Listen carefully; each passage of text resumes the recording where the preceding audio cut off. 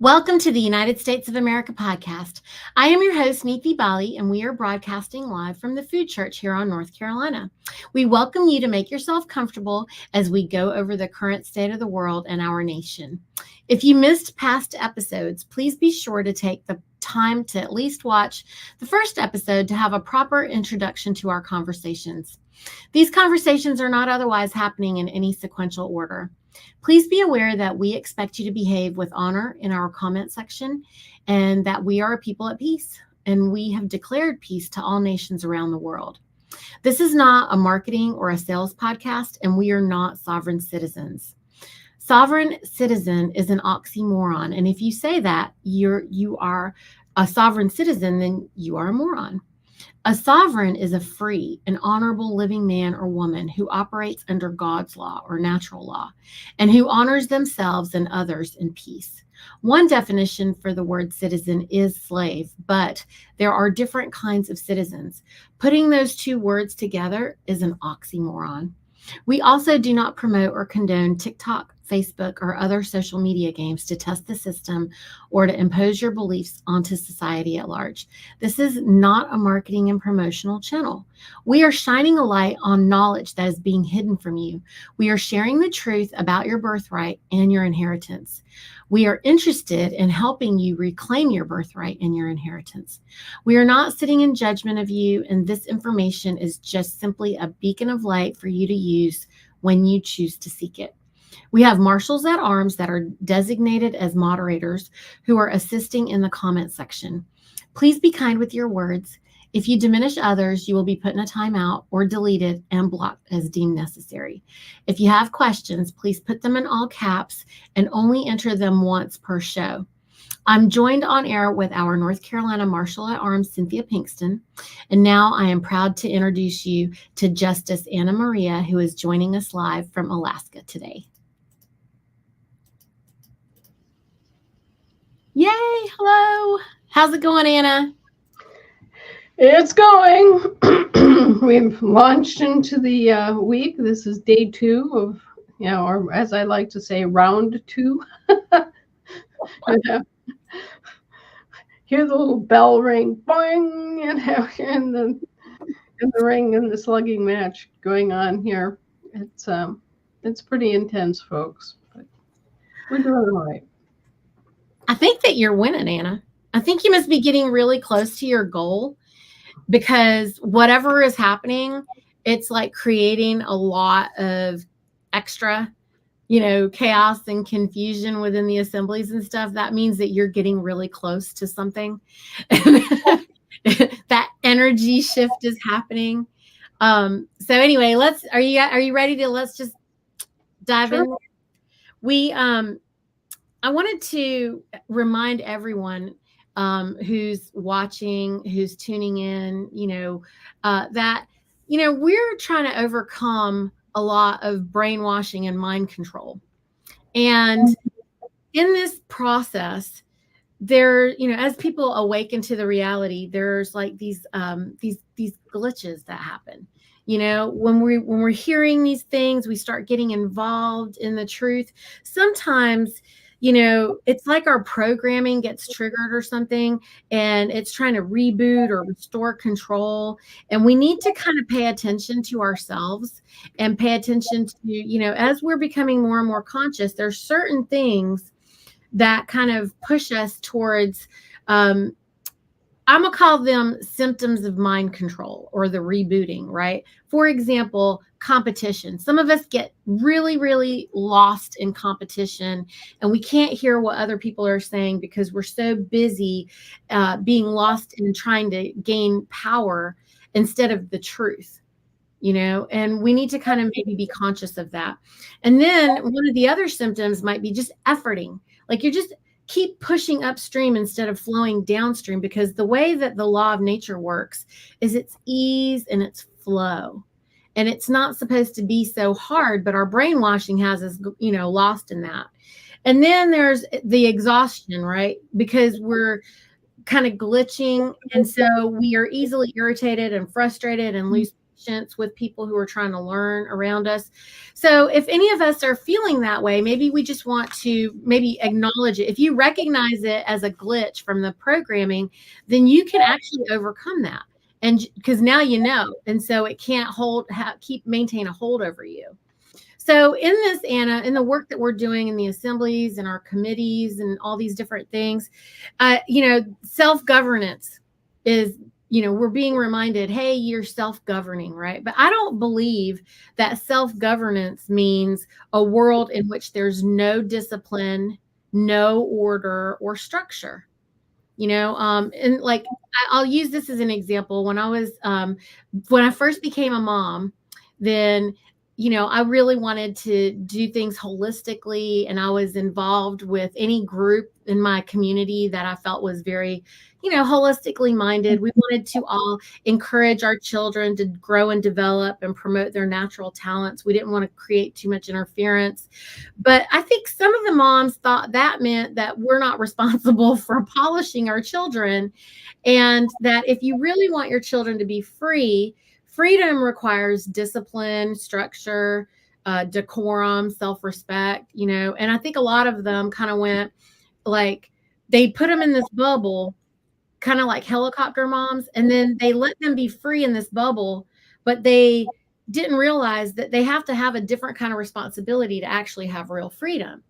And if they're having real freedom, they wouldn't be in a bubble. They would be interacting with the outside world, which would mean that they might bump their head on the ground sometimes and, have to manage that order. So nature operates with a natural order, and it requires structure, discipline, and the negative side effects can maybe be draconian in nature at sometimes. I don't know. Is this something that you could speak to us a little bit more, about this? Because the self-governing, those words, self-governing, I feel like in my observations, there's this misunderstanding about it that means, and a lot of people have asked me, oh, if you're self-governing, then that means you don't have any rules.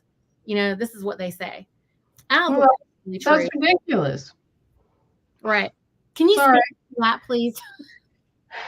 Look, when you're a kid, you grow up and you learn to self-govern, which means that you learn how to live in society, you learn how to make decisions, you learn how to take responsibility for your decisions in life.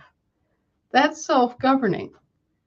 So, somehow people get this idea that self-governing means you're suddenly some sort of freewheeling polyglot, like an amoeba that can just do whatever. No, that isn't it. It means that you are sentiently thinking about your world and how the government is structured and what you like or don't like about that. If you don't like something about the way the government is structured, well, then you work to change that. But you don't just ignore the fact. I mean, this is a grown-up world. This isn't a little kid world. This is, where you have already learned the ropes of keeping your own behavior in bounds. You've already learned, we hope, to be able to interact with people in a public meeting setting, and have learned to, control yourself. I mean, first kind of self-governance is controlling yourself, controlling what you do in a group, interacting appropriately with other people. That's the first kind of self-governance that we learn as individuals. And then later, as you grow up and you are an adult and you are looking at the prospect of self-governance of your town, of your county, of your state, of your country, and of your world, you're just looking at increasing levels of abstraction and purpose. And you're learning to self-govern at each one of those levels. So you're learning how to operate it as a state assembly, as part of a state assembly. And everybody finds their job, their niche, their thing that they are interested in and that they do and do well. And, it all goes toward the end game, which is to have a self-governing state. And when you have a self-governing state, then you can join together with other states to create a self-governing country.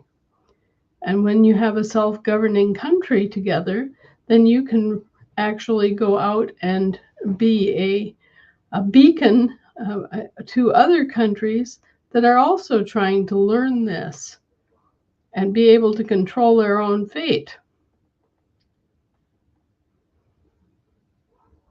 So, I think that. Sorry, me and Cynthia diving in. Go, Cynthia, go. I love it because this is one of the things. So, in our structure and our self governance and understanding our structure, we have a connectivity that's missing.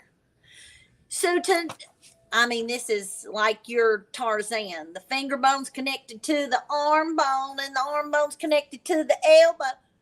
No one's getting the connectivity. So, as our militia, working on deep water rescue, working on rapids, working on rock slides, mudslides, air disaster, nuclear, any disaster for our rapid response. That's our team A and what we're currently working on with the derailment, anything like that. We need the connectivity of, hey, get a hold of the sheriff, get a hold of the marshal at arms, get your call in your militia, your rapid response team to address the issue that may hit the state. How do we start getting that connectivity to understand our General Assembly and then our people? And who do I call on when I have a situation? And how does that do? Because the connectivity is what's missing in our assemblies. Can you speak to that? we have something called the Peacekeeping Task Force. And a principal reason for the existence of the Peacekeeping Task Force is to coordinate response to a disaster of some kind across all of the different jurisdictions, so that everybody from the assembly officers to the militia officers to the sheriff's offices in the counties, everybody knows what's going on. And you basically are given the Peacekeeping Task Force as a means of coordinating all of that and getting the message out to all of those that are likely to be impacted in terms of providing service and support to your community, or a direct response to moderate the effect of the disaster, whatever it may be. So, yeah, there is a coordination factor, and that is how you coordinate across jurisdictions, is the Peacekeeping Task Force. And they are primarily responsible for building those networks and those kind of push button relationships, so that when something goes down, everybody's able to mobilize. Everybody's able to mobilize across jurisdictional boundaries. Uh, say something happens. Say that you're one of the states that borders the Mississippi River, and something happens on the river. There's a giant oil spill on the Mississippi River or something of that sort. And, suddenly you've got a towering inferno of fuel oil that is spilled onto the river. It's a terrible mess, right? Then you want to be able to coordinate instantly between the two states that are most affected, one on either side of the river. And how are you going to do that? Well, obviously you need someone or something that's going to tie together the response and get the right people talking to each other like yesterday. And that is the role of the Peacekeeping Task Force.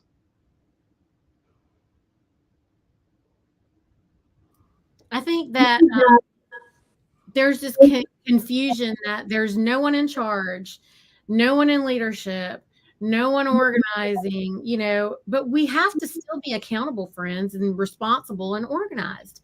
That's how this would work. And so this is what we wanted to focus on today, Anna, is because there's a lot of chaos and confusion just with this bit. And I mean, it is stupid. I mean, it's creating. If you can organize a softball team, you can organize a state assembly. So get your butts going. That's all I got to say to you. Did everybody hear that? Did everybody hear? So, I mean, if you can look, you organize things all the time. You organize carpools, get your kids to school. You organize softball teams so you can all get together and play ball. You organize all sorts of things all the time. So go ahead and organize this. You've got the parties and the offices and all the functions laid out for you. So go get it. Go do it. Anna, stop milling around. People, hey, friends out there, let me tell you what Anna did. And Anna, you tell me if this synopsis is wrong, what I'm saying, okay? As a business owner, I know what risks I had to take when I started my business, okay? And I can tell you that day one was not me writing a book about trying to how I was going to run things. I mean, I might have had a plan, but anybody who's actually developed a business knows that you have a plan and then the work happens, the life happens. So you start moving along and everything. And I will tell you, I probably wouldn't have been able to write a book about how things should go and really be successful until after my first 10 years. After my first 10 years, I finally was able to actually, know how it's going to go. There's a lot of folks who are not really sure about what is involved in this. And wouldn't you believe that it's fair to say that we're recreating the business of government? And so we have to view this like, look, there was this government that was formed. We were kept out of it because no one educated us about what we needed to do. Now it's run amok. And so we have to deconstruct and reconstruct it the way that we know that it should be. And so don't hesitate to view it in that manner. Isn't that true? Well, the fact is that we had a government that was run by the people for the people, right? Right. And we, through deceit on the part of those that wanted to take over the service contract, so to speak, fell into a dormancy. Unfortunately, a long dormancy where people no longer got together and made the decisions of government. That left the hired help with no direction. And they just started, accessing our credit and spending our money on whatever they thought was okay.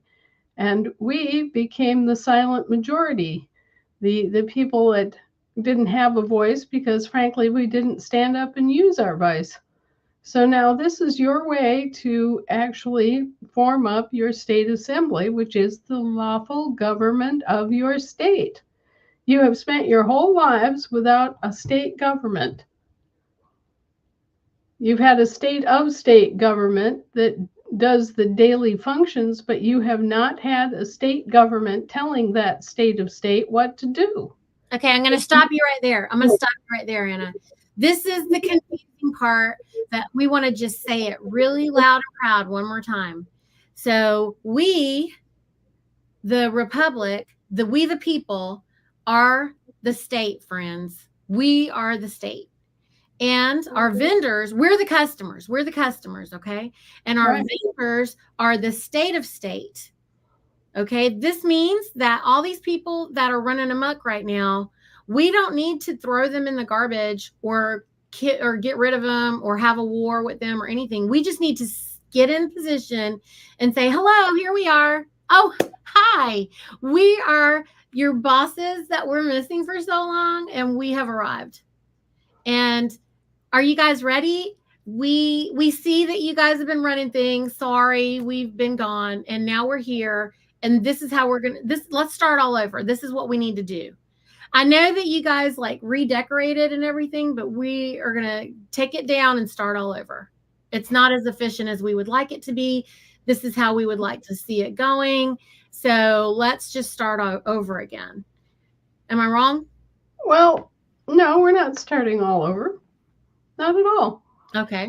What's happening is we're coming back into the store. We see what our employees have done. We see what we like. We see what we don't like. We see the bill for all this, right? And so then we come in as the state assembly speaking through our state assembly chairman. And the state assembly chairman goes to the state legislature and says, okay, well, this is what the state assembly would like to see. And a rat-a-tat-a-tat-a-tat-a-tat-a. We want the roads repaired. We want the school boards to be reconstituted as, county or community school boards. We don't want external organizations, foreign organizations dictating what we can or cannot do with our local schools. We would like, this specific pollution site taken care of. We want fluoridation out of our water. Whatever it is that the state assembly, speaking for, of, and by the people, sets as, your agenda within your state, needs to be addressed to the state legislatures so that they know what their marching orders are and what the priorities of the people are. And they've been acting like their priorities were the be all and end all. And of course, we don't want our employees to be left without a voice either, but they should be part of the state legislature voicing their opinions and needs. They shouldn't be just running at like wild horses out of the barn, doing whatever they think is okay and not regarding their actual employers.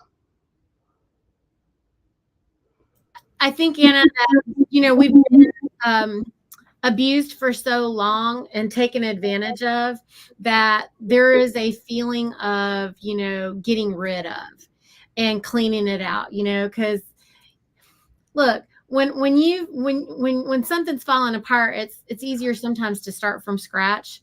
And that's what I think there is on the mind of a lot of folks. And so this is important, it makes the job, like you had said, this is a little bit harder than what our founding fathers did, because they started it from their beginning on the land with both of their feet firmly on the land. We had to first climb up out of the water, tell everybody, hello, we're here, and go through all this. And so there's frustration about having kind of been thrown overboard, Well, sure. And we should not trust our employees to do what's best for us. We should do what's best for us ourselves. We should make our priorities and we should hold them to it because they are our employees, literally. So if our employees are running amok and we haven't taken action to redirect them, is it their fault or our fault? Right. I get this thrown in my face all the time. I go complaining because, the British king or the Pope has usurped against our government and against our authority. And what I get is, well, we hadn't heard from you in 150 years. Whose fault is that? And I have to eat it because, you guys, everybody was sitting around on their duff and they weren't self-governing and they weren't bringing their assemblies into session and their assemblies were not speaking to the state of state assemblies. So, the state of state assemblies that were left are sitting there going, where's the boss? Where's the state assembly? There was none. And so what they did is they created a state trust. And they put the public infrastructure that you're all familiar with, roads and bridges and things like that, they put all this in the state trust. And then they would just call a state of state assembly meeting, and they would call it a state assembly, even though it wasn't. And these people acting for the public trust would kind of stand in for you because you weren't there, you weren't doing your job. So these state trust assemblies were making all the decisions about where the money was going to be spent and what kind of priorities there were for the state. And, they were kind of making it up and substituting things so that they could cobble together a system instead of doing the right thing, which was simply to bring the state assembly into session. I think you give them so much grace, and it's hard for a lot of people to receive that because they don't understand the law of nature and how we actually have to care about all of humanity. And you are really operating on such a higher frequency, Anna, and it is with that grace that you're offering them that is the correct thing to do. It's just really difficult, I think, for a lot of people to realize or to see that, because you're very nice in saying that, yes, we weren't showing up. And I mean, of course, the truth is they didn't allow us to have knowledge of the truth. They didn't allow us to have knowledge of how the system works. The system's not broken. We think it's broken. It's working just fine. We just don't know how to use it, or we didn't know how to use it. And, you're teaching us that now. And I think that we must acknowledge the fact that, yes, they did do this to us, but at the same time, it's very important what you're doing, Anna, in keeping everyone in a position to really operate in respecting the law of the universe, where we have to care about everybody and we have to be bigger than them. And I don't know that this is ever actually acknowledged.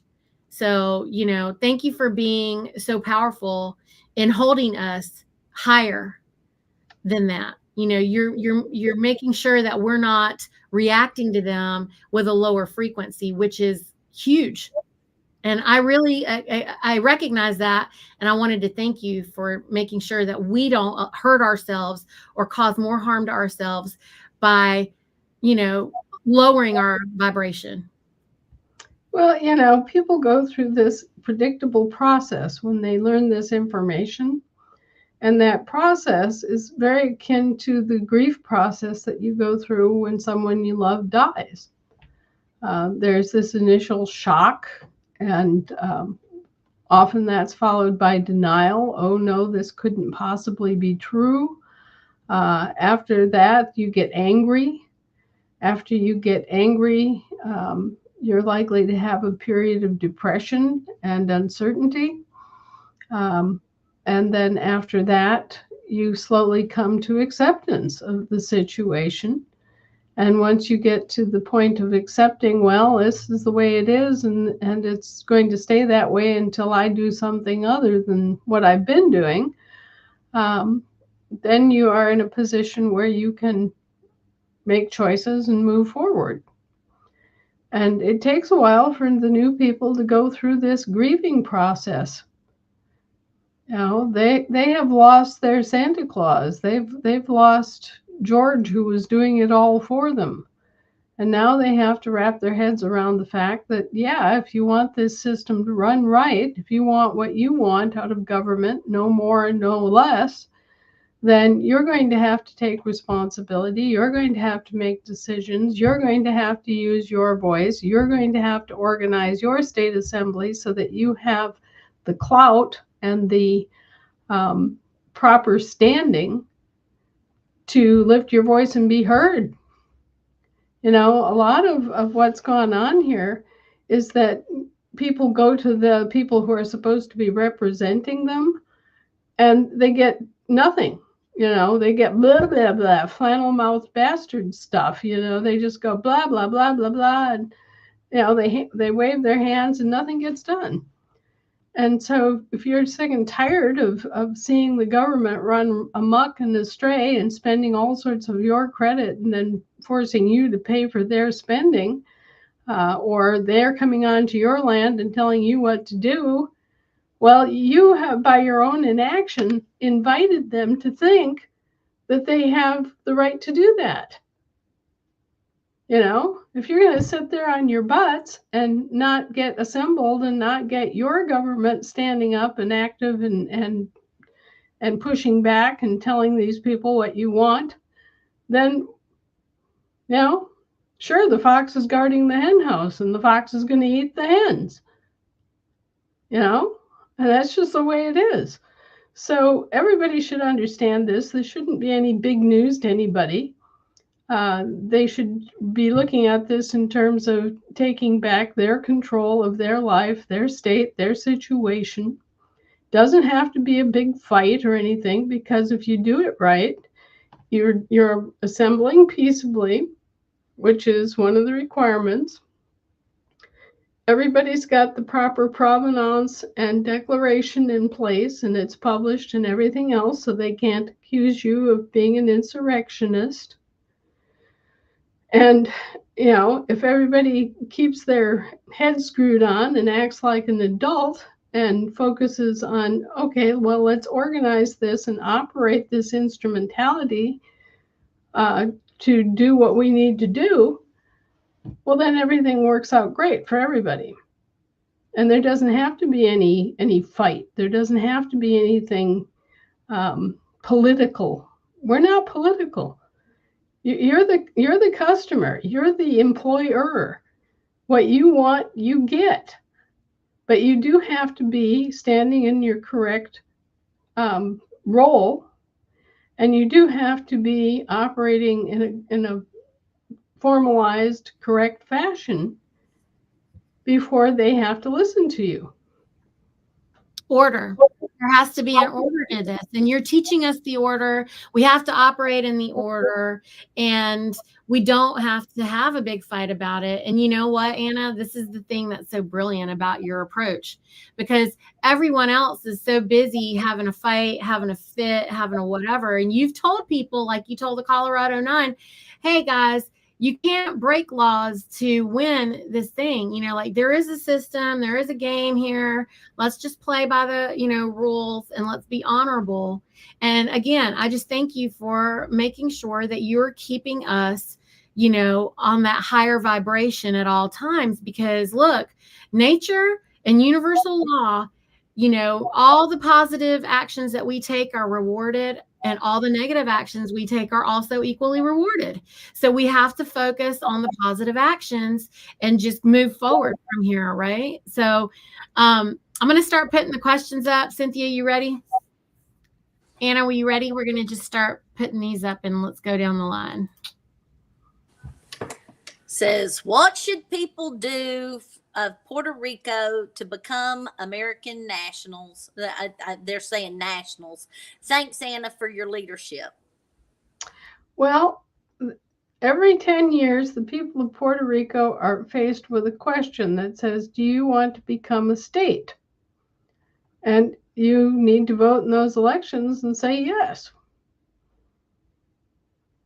Otherwise, you remain a territory or possession of the United States, and you have a lesser political status, and you have fewer freedoms, and you're just basically being, held like a dog on a leash by these employees of ours, and we don't really have any other answer for you other than to progress and declare your statehood.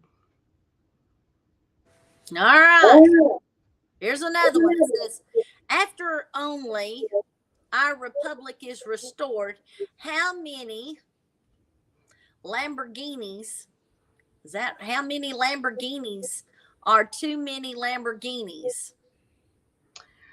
Well, and this is a reasonable fear, that people are going to get hold of a clump of money that's their inheritance, and they're just going to blow it. And what do we do to prevent people from being ridiculous and doing these, obvious acts of waste and not being competent to manage their own money? Well, that's part of being self-governing, isn't it?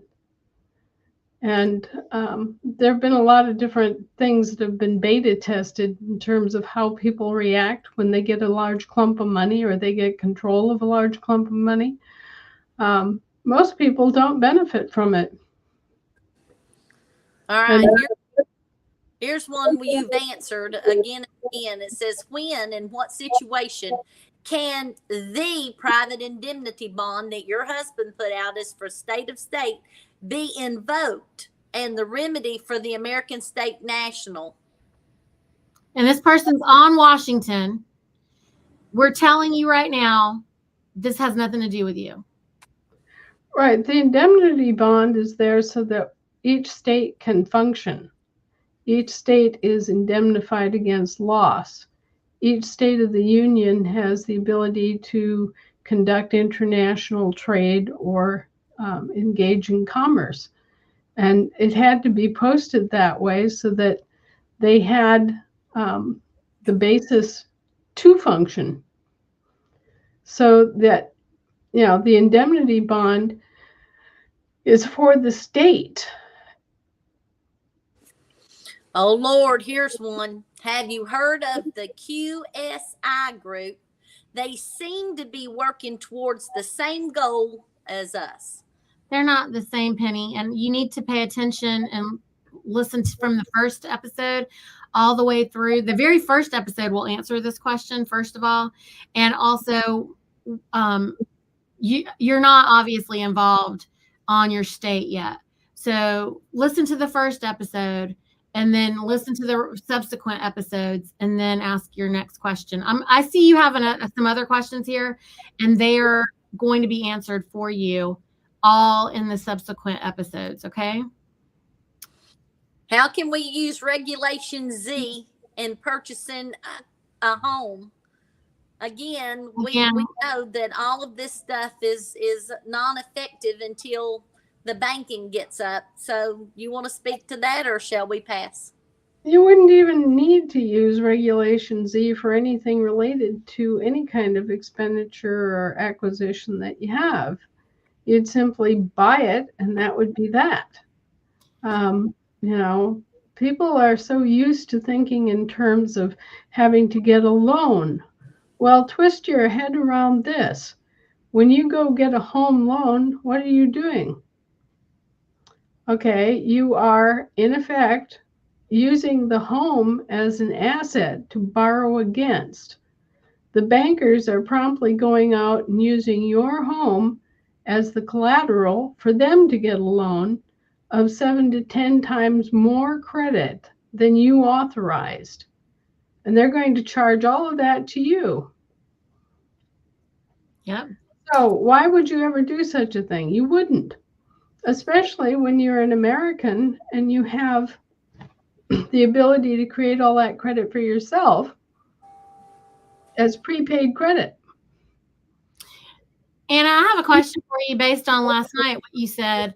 Were you basically getting at the point that there are some people who are recognized, because what you've actually done, or the system that you've designed, and correct me if I'm wrong, the prosperity card that you're giving us, or the cards that are supposed to be coming, is actually going to discharge the debt immediately, because there shouldn't be that debt.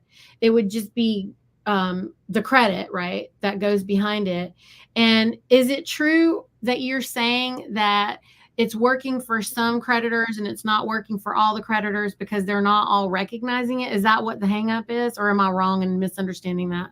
No, there won't be any hang up. You're just going to have to learn to look at your materials more astutely. You're going to have to look at what comes to your mailbox with new eyes. I started explaining that there's the mail and there's the post. When you get government mail, it's issued to a government entity and it's coming in your name, but you're not a government person, then what should happen? It goes back to the government, right? It's not your mail. It's mail. It's intergovernmental mail. It's being sent to you. It's sort of like a fishing expedition. They're trying to get you to bite on their mail, so that they can make you pay their bills. Now, It's granted, there are some things that you don't want to ignore. You don't want to ignore a utility bill, for example, or they'll shut you off. But what you should be doing, in my opinion, is you should be raising high holy hell with the state legislatures and saying, look at this, we're getting these bills and this is inappropriate. These are bills that you guys should be paying. so you think we should take that government mail and mail it to our Secretary of State? Well, that's what I'm doing. Oh, this is a good fun tip. This would be fun. I would do it with my 2-cent stamps. You know, that. just, you've got these people here that are sending you all this bogus mail and forcing you to pay their bills, their corporations' bills, but they've already taken your money away from you. They've already taken so much collateral that they'll never be able to pay it back. They already owe you $31 trillion. Are you just going to keep on giving Uncle Ernie more and more and more credit and paying his bills for him? Or are you going to claim your exemption and say, no, sorry, you've made it so I can't actually pay anything. You've taken away all the asset-backed money so I can't pay anything. So I'm not going to pay anything. How do you like that? I'm claiming my exemption and I'll swap you whatever my debt is for you against part of your debt. That'll do two things. That will bring down inflation and it will bring down your national debt. You should be happy. You should be jumping up and down with joy that I'm willing to write off any debt that I owe you against what you owe me. Oh, so we can just write that right on our little envelope and put it in a thing and send it to our Secretary of State? Well, no, because they've never actually set up to be able to honor their own remedy. Mm-hmm. There isn't an office established where we can just send our exemptions. And that's one of the things that you can tell the state to get busy and do. Okay. Explain to them, all right, well, here are my choices. I can either continue to extend credit to you in order for you to operate, and that's going to cause inflation, and that's going to cause your national debt to increase, or I can invoke my right to swap debts with you and claim my exemption, and we can do the book work. We can actually balance the books here. And, I owe you $280,000 for a house. Okay. But you owe me $31 trillion. So we're just going to swap the debt. I'm going to write down $280,000 worth of your debt. And I'm going to walk away with my house free and clear. Thank you. Bye.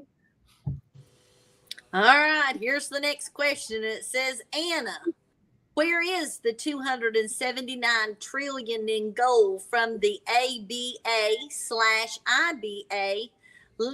lien settling today? And when will the people fulfill those liens against the settled? So I guess they're asking you where the money is. Not that I think you ought to tell them, because we don't need no robbers out there.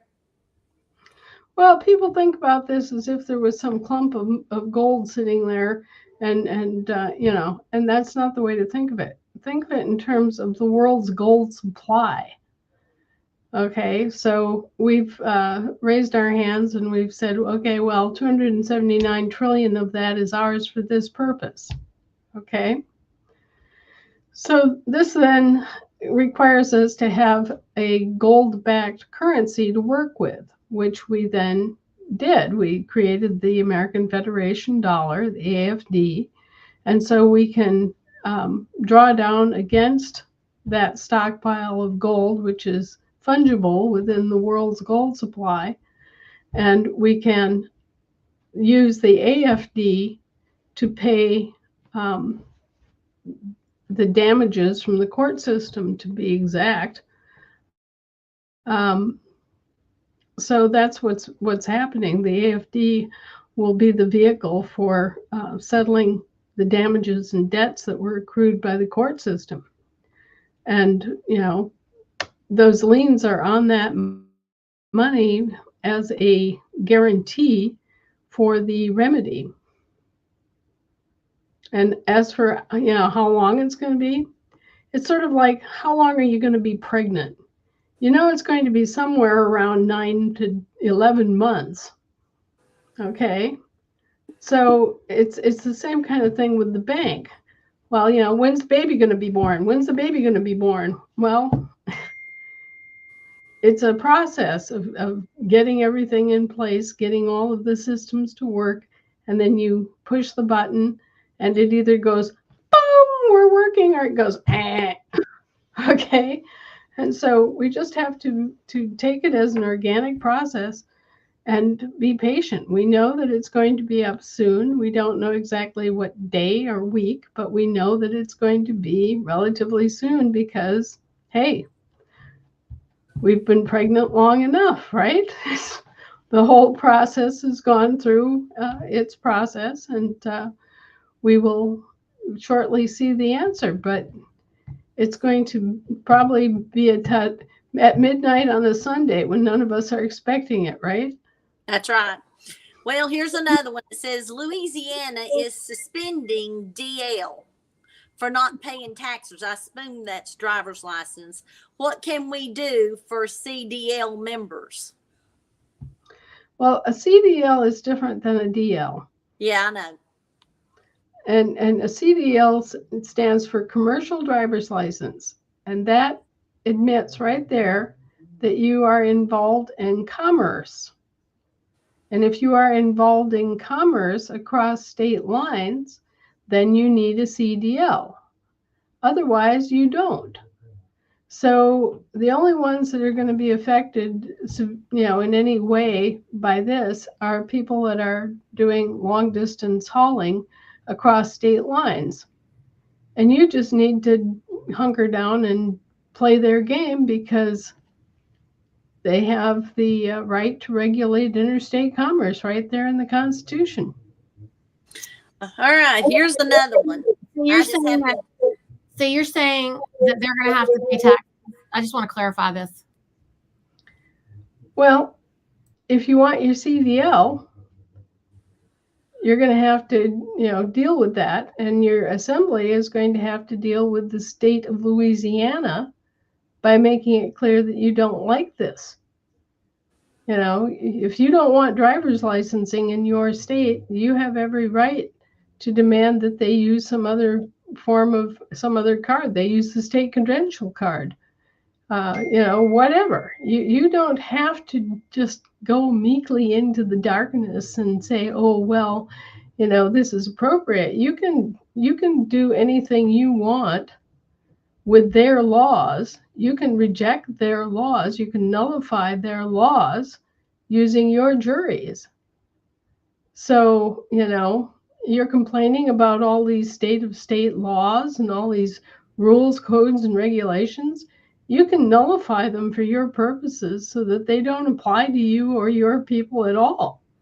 And it's up to you to get your butts in gear, get organized, get your courts fronted so that you can do things like that.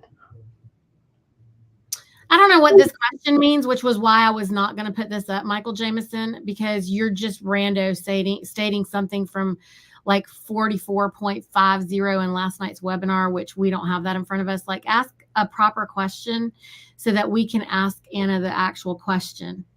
But this bits and bots, Anna, do you even know what he's talking about? He's saying both private and public assets have to be brought forth together in order for us to get what's ours out of this situation. What does that mean? What's the question? Well, what he's talking about is that we all have an interest in the public resources as well as our own private resources, right? So, you are a co-owner in all of the infrastructure of the state, the roads, the bridges, the parks, the water resources, all those sorts of things belong to you as a group. So, state assembly, part of the work of the state assembly is to manage the public resources, but you as an individual have your part of the public resources. Because at the end of the day, your state belongs to the people who live there. Lisa Schaefer's asking, a couple of years ago, you said that each state was given one Wells Fargo location. Is that a vacant location or an allied bank? I'm not recalling ever saying that. There are all sorts of Wells Fargo locations that are vacant because Wells Fargo shut down thousands of franchises all over the country. And they will probably remain vacant, and you will see more and more and more vacant banks of all sorts here because they're supposed to be Basel III compliant and Basel IV compliant so far as that's concerned, but they're lagging so far behind that they're being shut down, and they are interfering with our efforts to such an extent that they are not able to access the American Federation dollar. And without an asset-backed currency to work from, the banks are being shut down. They're being bankrupted and shut down. There you go. Now this question comes via the cell phone text, but it's kind of one we're having here in North Carolina. It says the Michigan Assembly currently has contracts and codes of conduct and all sorts of things that we have to sign in order to even get into the assembly or to the operations or to be included. And then on North Carolina, we were also talking about the General Assembly, and we were looking at the agreements or so forth, and we're going, better have Anna just address that one more time. Yeah, well, there's a misunderstanding about people are trying to run these like private clubs, and they're not private clubs, they're public organizations. So if somebody's trying to make you sign a membership agreement like a public, like that's worded like a private club, tell them it's not appropriate and send them to me, because that's not the way this is supposed to work. There are certain things that an assembly can ask you, like if you have issues to discuss, make sure that you get it to the agenda committee or to the secretary for the assembly or whoever is in charge of keeping the agenda. They can set up a structure for you to follow, but they can't make you make personal commitments to them as if this were some sort of a private club. It's not a private club. It's a public institution of government, and they don't get to pick and choose. If you aren't causing a problem, if you're not going to the meetings drunk and throwing punches and swearing up a blue streak and refusing to yield the mic for hours at a time, well, then they have nothing that they can say. They need to just back off and leave you alone and let you participate on your terms, not theirs. We thank you. When I joined the assembly, one of the things you said was there was a membership agreement for the assembly, and you did away with that right off, smacked it down. And then from there, it's like, sign these rules. No contract in here. Oh, for the General Assembly, we need you to contract for this and contract for that. And what about, and it's like, Anna has said, no contracts, no agreements, don't sign it, don't go on. And then you're taking yourself. That's right, and an oath. We do. Oh, the oaths. The oath is the other thing. But Anna, listen, I think that's the other guy's government. That's not our government. Our government doesn't require oaths. Our government does not require any of that kind of stuff. Let's get straight between us and them. They're supposed to take an oath because they're living under sea law. Right. Okay. But we don't take oaths.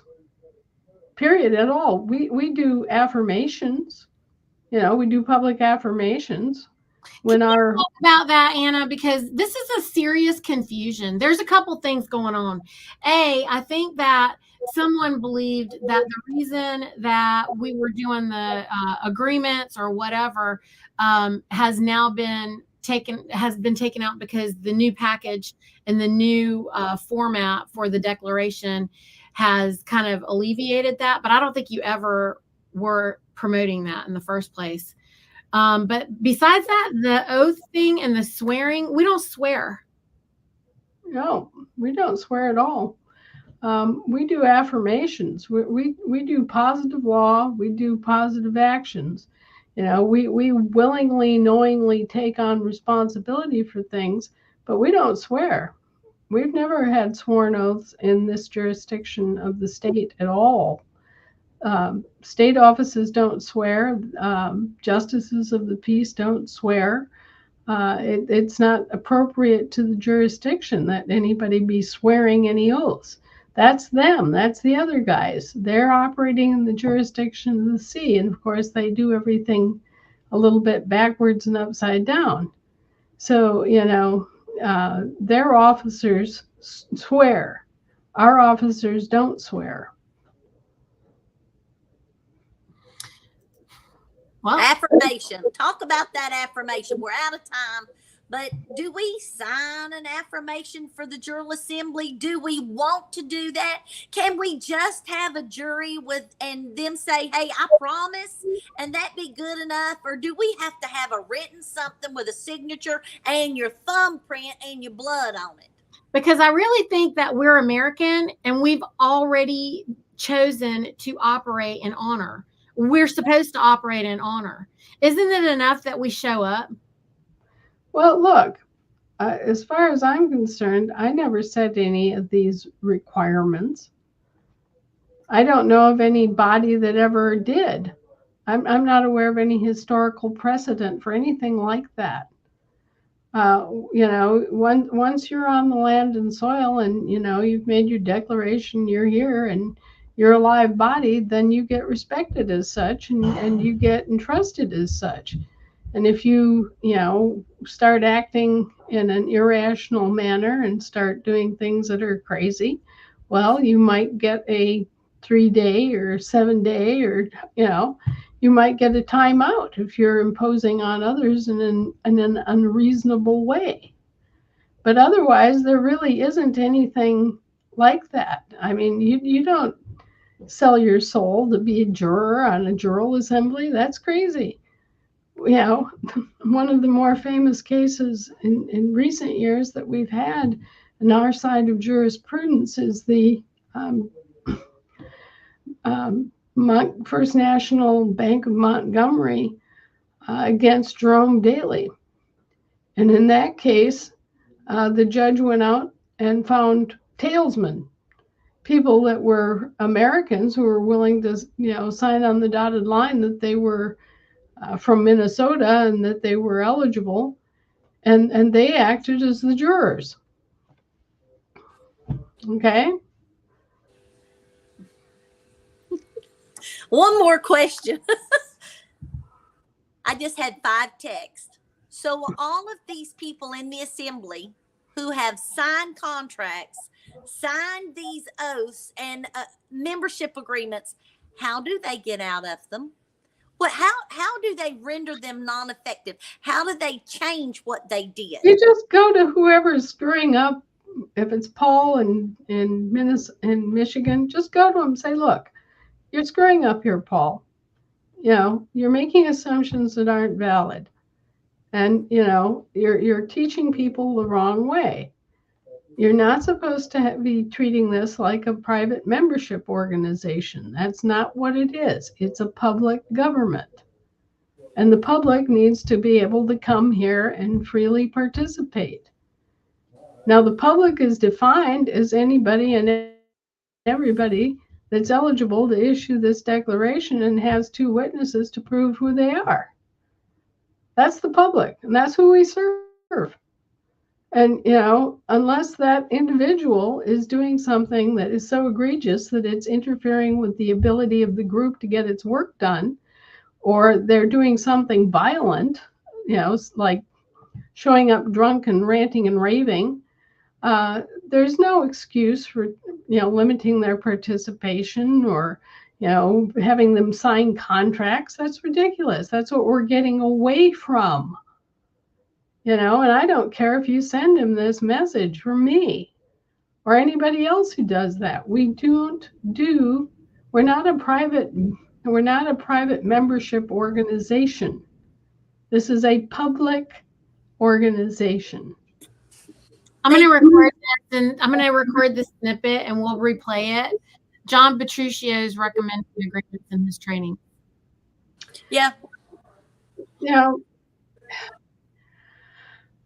I don't know why everybody is doing this, because it's not part of our tradition at all. People walk in off the street, they've got their declaration and their witnesses in hand. They've published on the LRO or they've published on the LRPS. Okay, so that makes them a member of our public.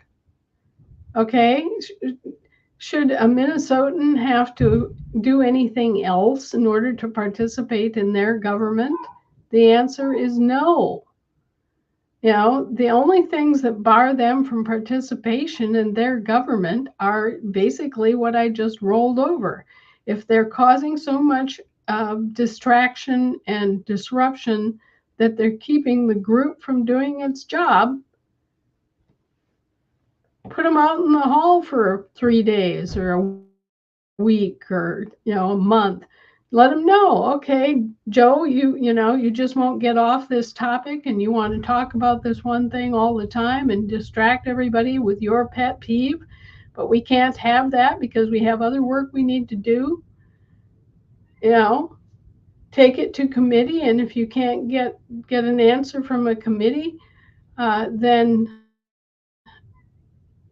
put it on the agenda for the General Assembly.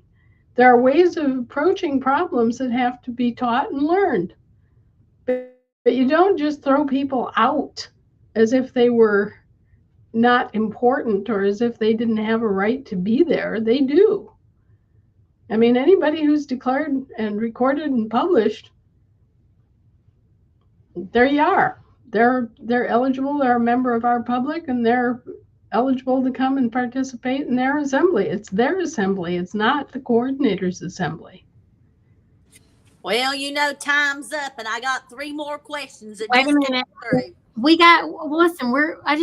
I think this is important, Anna. This is interesting because this goes into people's personal beliefs. So Jasmine's saying, should I pay tithes to my church with the credits we are receiving, or will me doing that fund the crooks?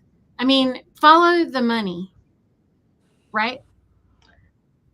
Well, look, people pay tithes to a church, but you can pay tithes to God and still honor the tithe. It just tithing to a church is, do you think that the church is doing God's work in this world, or, some sort of redeeming social benefit that you're willing to support? Feeding the widows and children. Yeah, are they taking the homeless off the street? Are they ministering to the sick? Are they going into the prisons and preaching the gospel? Or, is there something about this activity of this incorporated church that you're willing to support, even knowing that it's incorporated and therefore is a profit-making organization and is not really operating as the kind of organization that a church should be? It's an individual thing. I tithe, but I don't tithe to any institution. I spend my money on people directly as I encounter them, and there's always more than enough that need the help. This is another quick one. Should the coordinator send out assembly agendas and correspondence using blind copies, or are people supposed to be able to transparently see them? I think that they're trying to protect their assembly members. Yeah, it's a fine line. Because we've had lots of examples where people have gotten hold of an assembly list and used that to, crank up their own business one way or another. And so what usually happens is that the notices of meetings and that sort of thing goes out with a blind copy, because you don't want just everybody having your email and then sending out email blasts about their pet peeve or email blasts of gossip. If you're legitimately doing business with the state assembly, then it should have that element of privacy and decorum that you expect from a government organization. All right, here's the last question. This is one for the North. It says, according to Article 441, you said assemblies can get rid of their coordinators by voting them out. Once they're out, they just notify you. What is the next actions if we voted to remove them? Well, the state assembly doesn't actually control who the coordinator is, and you need a coordinator to get assembled.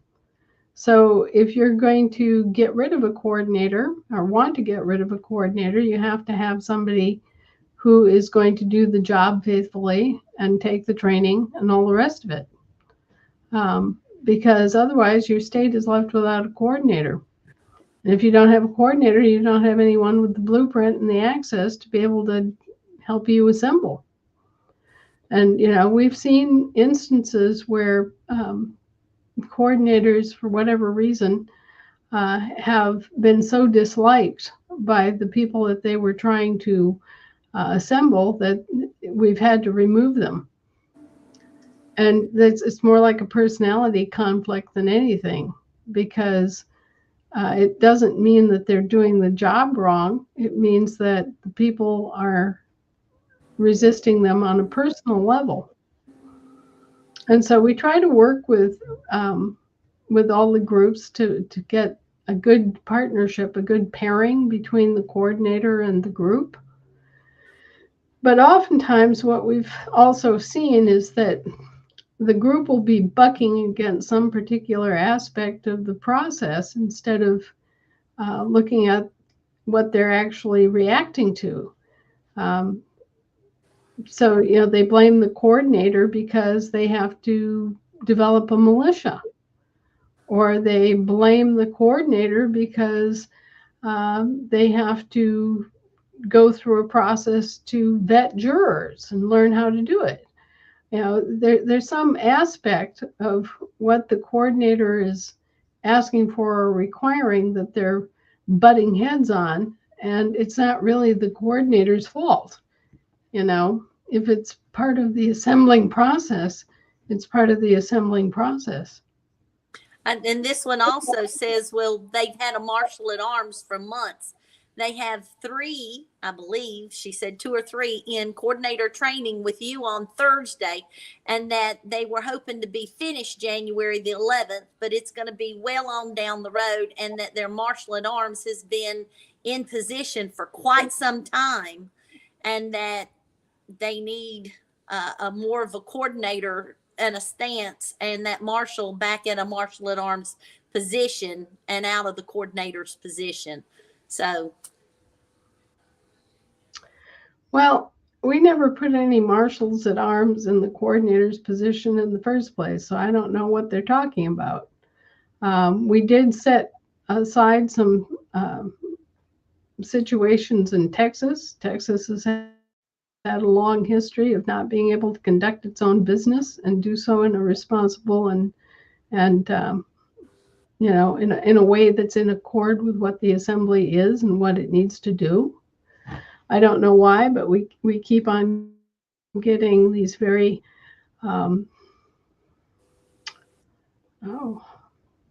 it's hard to explain, but anyway, Texas just needs to get its act together. Texas needs to be thinking about Texas. You need to be drafting some good people for your coordinator position. You need to learn what it's about. You need to learn what the assembling process requires, and then just go do it.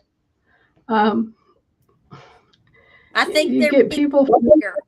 They're We're big going to get it here. together. Everybody's going to get it. So we all realize, and if you don't realize, then maybe you're going to realize now that we are putting our government, we are reconstructing the government. It's a business.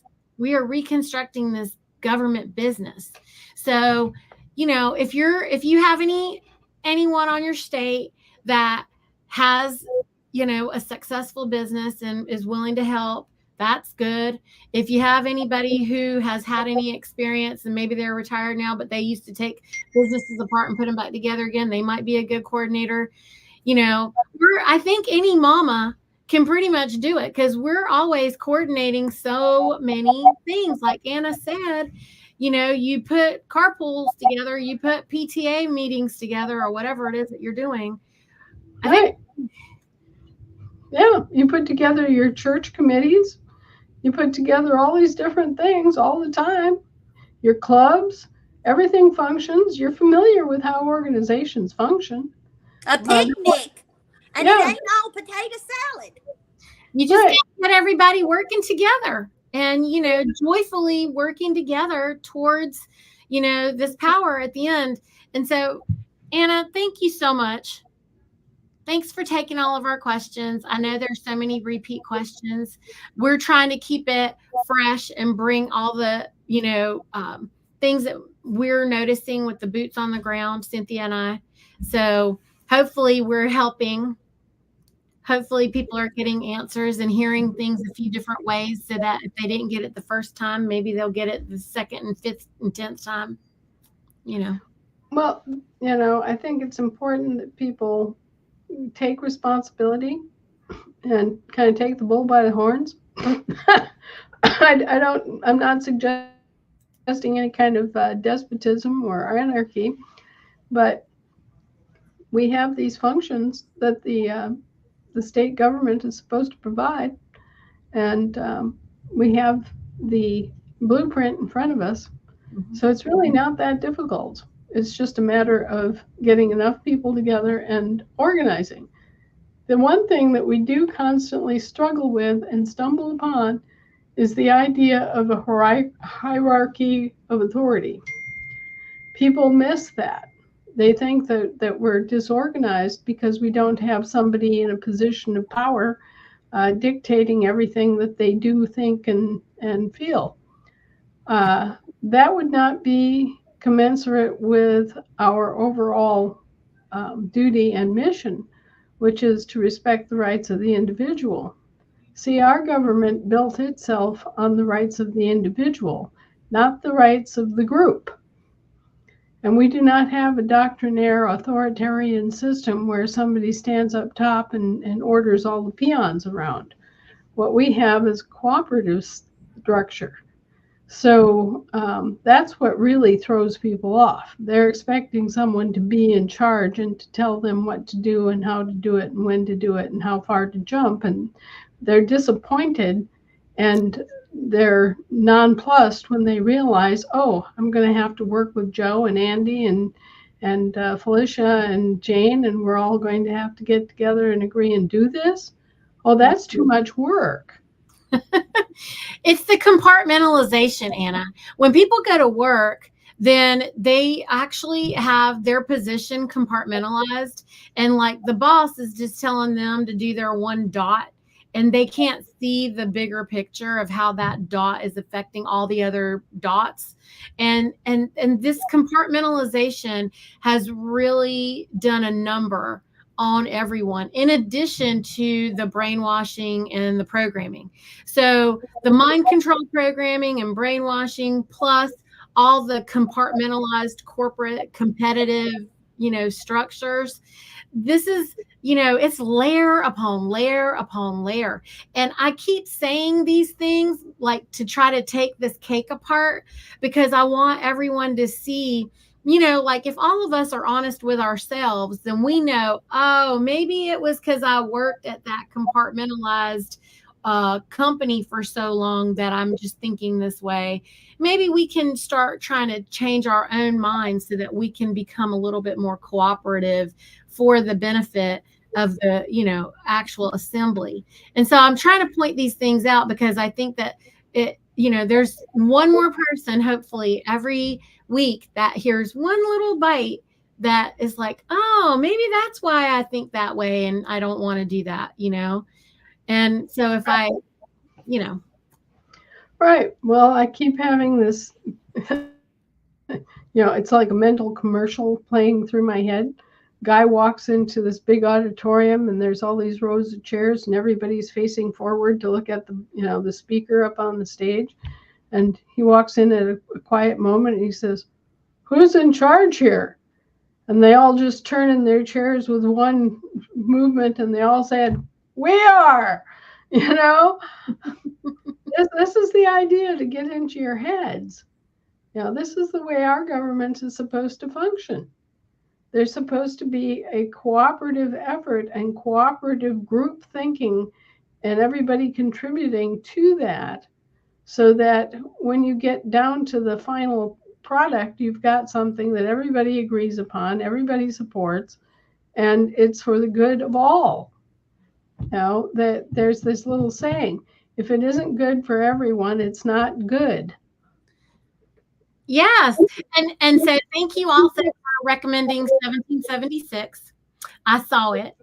I encourage everybody else to see it. Those poor guys were locked up in this one room until they unanimously had to agree on one thing. And they had to argue with each other and throw things at each other. A couple of them had a couple sword fights, but they eventually got to where they got in agreement.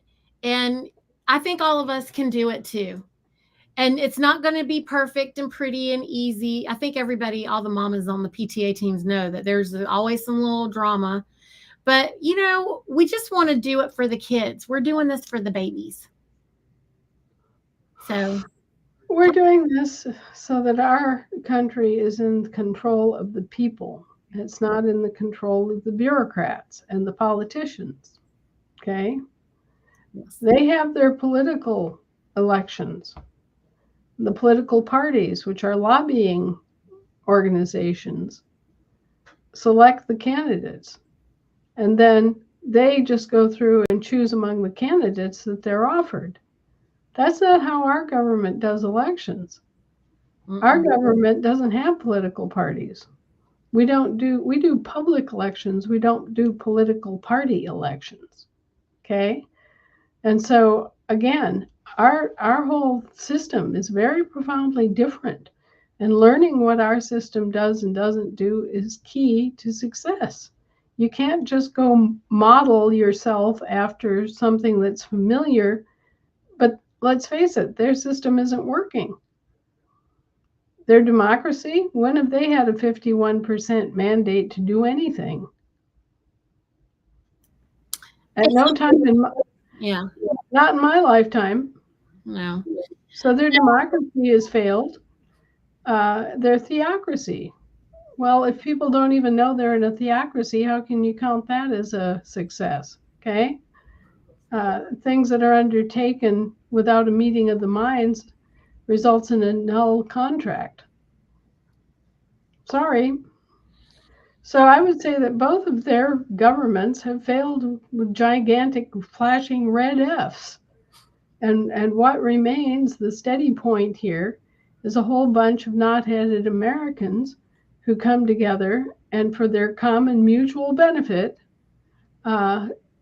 create their government, stand it up, organize it, and make it work. And everybody needs to remember that this is for your good. This is for your benefit that you're doing this. Sure, it's going to have benefit for your kids, but right here and now, it's protecting you. It's protecting your businesses. It's protecting your lives. Okay, so you have every high motivation there is to get this right and to do it and to self-govern, even if it's a job, even if it's an additional responsibility you don't particularly want to undertake, it's still something that is highly to your benefit. You want to get rid of all these Brits ordering you around and